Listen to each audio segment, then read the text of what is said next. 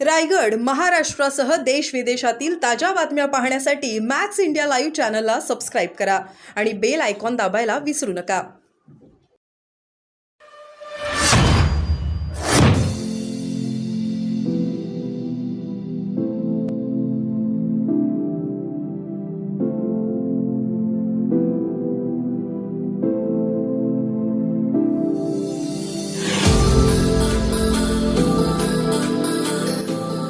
जात आहेत आणि त्या ठिकाणी विरोधकांनी आम्हाला शांत करण्याची पूर्ण तयारी केलेली दिसते असं सुद्धा ते म्हणतायत सत्ताधाऱ्यांनी. त्याला कसं उत्तर द्या?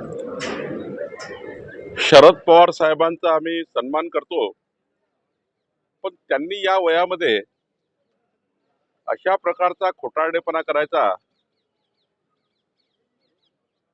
पराभव झाला तर स्वीकारून घ्यायला पाहिजे होता.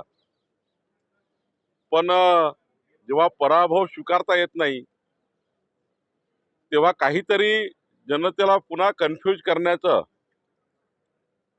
आणि कन्फ्यूज करून पुन्हा एकदा आपलं अपयश लपवण्याचं काम अशा प्रकारच्या कृत्यामधून करण्याचा प्रयत्न शरद पवार साहेब करतायत. विधानसभेमध्ये प्रचंड मोठा पराभव जनतेने नाकारलं आणि म्हणून आता येणाऱ्या स्थानिक स्वराज्य संस्थाच्या निवडणुकीमध्ये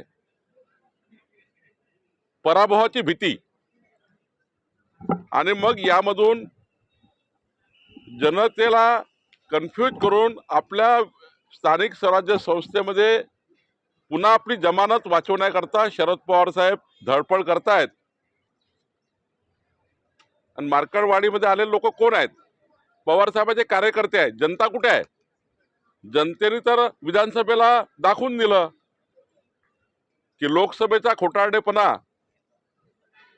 जो होता तो जनतेने नाकारला आणि विधानसभेला जनतेने आम्हाला भरभरून मतं दिले आहेत. मग एवढंच आहे तर मार्कडवाडीमध्ये यापूर्वी ज्या ज्या निवडणुकीमध्ये ईव्हीएमवर मतदान झालं त्या मतदाराची आकडेवारी जर बघितली तेव्हा का आक्षेप घेतले नाही? मार्कडवाडीमध्ये एकदाच मतदान थोडी झालं आहे, अनेक निवडणुकीत मतदान झालं आहे.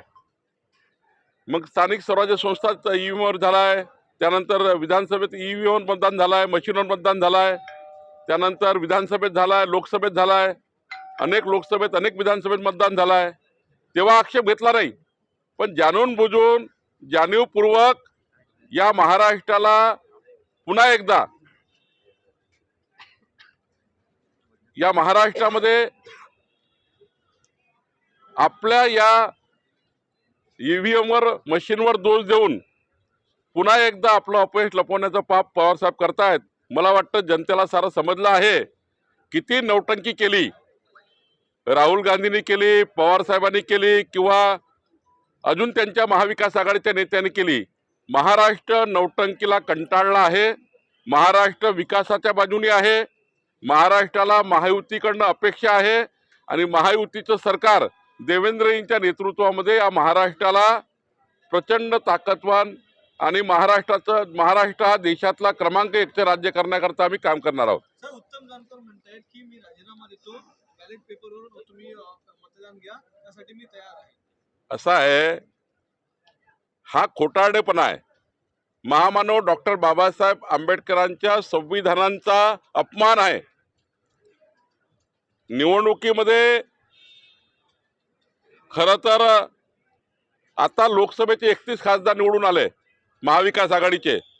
मग ते महाविकास आघाडीचे 31 खासदार त्यांनी राजीनामे दिले पाहिजे ना. तुम्ही खोटारडेपणा करण्याकरता त्या ठिकाणी अशा प्रकारचे उद्योग सुरू केले. मग महाविकास आघाडीचे जे जे लोक ईव्हीएमवर निवडून आले, ईव्हीएमवर जे जे लोक निवडून आले त्या सर्वांनी राजीनामे दिले पाहिजे. महाविकास आघाडीला वाटतं ना की आमची मशीन चूक आहे, त्या निवडणूक आयोगाची मशीन चूक आहे, तर त्या ठिकाणी मग राजीनामे दिले पाहिजे. सर्वांनीच राजीनामे द्या ना. खरं तर हा काही निवडणूक आयोगाने अत्यंत संविधानिक पद्धतीने स्वीकारलेला हा ईव्हीएमचा निर्णय आहे आणि त्यावर अनेक निवडणुका झाल्या. कितीतरी निवडणुका आम्ही हरलो आहे. मोदींच्या निवडणुकीत तर आम्ही महाराष्ट्रामध्ये आम्हाला मोठे अपयश आलं आहे. आम्ही तेव्हा ईव्हीएमवर दोष दिला नाही. आम्ही तेव्हा आमचा चुका दुरुस्त केल्या आमच्या निवडणूक जे काही पराभव झाला त्यातनं आम्ही काही शिकलो आणि त्यातनं आम्ही पुढे गेलो. पवार साहेबांनी या पराभवातून शिकलं पाहिजे आणि पुढे गेलं पाहिजे. खोटेपणा किती कराल तुम्ही आणि या वयात किती खोटेपणा कराल असं मला वाटतं. सर मराठी भाषिकांचा महामेळावा होणार आहे बेळगावात आणि त्या बेळगावातल्या देखिए शरद